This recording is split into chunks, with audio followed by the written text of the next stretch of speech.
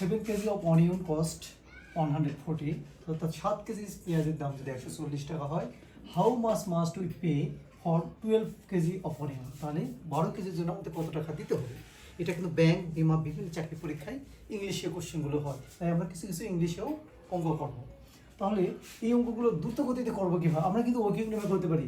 7 KG অনিয়নের দাম এত, 1 কেজির দাম কত, আবার 12 কেজির দাম কত, এইভাবে করা যায়, তাই না? যে 7 কেজি অনিয়নের দাম কত, 140, 1 কেজির দাম কত হবে তাহলে 140/7, তারপরে আবার কী লিখবো, 12 কেজির দাম এখানে 140 গুণন 12, নিচে হলো 7, এই কাটাকাটি করে অ্যান্সার হবে একটা, তাই না?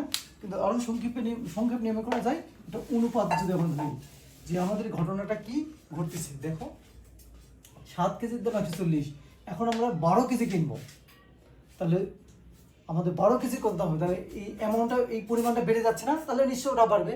এটাকে প্রত্যক্ষ অনুপাত বলা হয়। তাহলে আমরা কীভাবে করবো এটা? আমরা লিখবো 7 কেজির দাম, কেজিটা উপর লিখবো, হ্যাঁ, 7 কেজির দাম কত, 140 সমান সমান এই পাশে লিখবো হলো 12 কেজির দাম কত, এটা আমরা জানি না, ঠিক আছে? এটাই আমরা ধরে নেবো এক্স, যে 12 কেজির দাম এক্স টাকা। তাহলে আমরা পেয়ে গেলাম, এই যে অ্যান্সার হয়ে গেল 7x সমান সমান কোনাকুনি গুণ করলাম 140 গুণ 12, আর এই 7টা এখানে গুণ থাকলে কি হয় আমরা জানি, ওই পাশে গিয়ে ভাগ হয়ে যায়। 7 দুগুণে 14, 2 0 20, অর্থাৎ কত হয়, 12 দুগুণে 24, 240 কত আছে, এ নম্বর।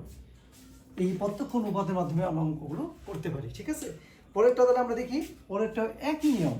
কি বলছে এখানে, যদি ইফ টাকা 60 can buy 15 বাঞ্চেস of cattle feed, অর্থাৎ গোখাদ্য আমরা যদি 15 বস্তা কিনি তাহলে কত টাকা লাগে, 600 টাকা লাগে। How many বাঞ্চেস of cattle feed can buy, টাকা 1280 টাকা দিয়ে কতগুলো তাহলে আমরা এই গোখাদ্য পাবো।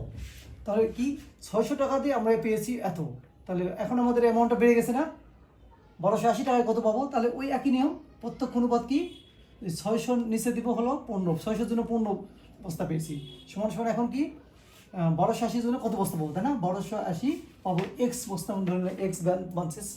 তাহলে এখন করি কি হয়, 600x সমান সমান থাকবে এখানে 1280 গুণন 15, এই 600 এখানে গুণ থাকলে আমরা জানি ওই পাশে কী হয়ে যায়, ভাগ হয়ে যায়, তাই না?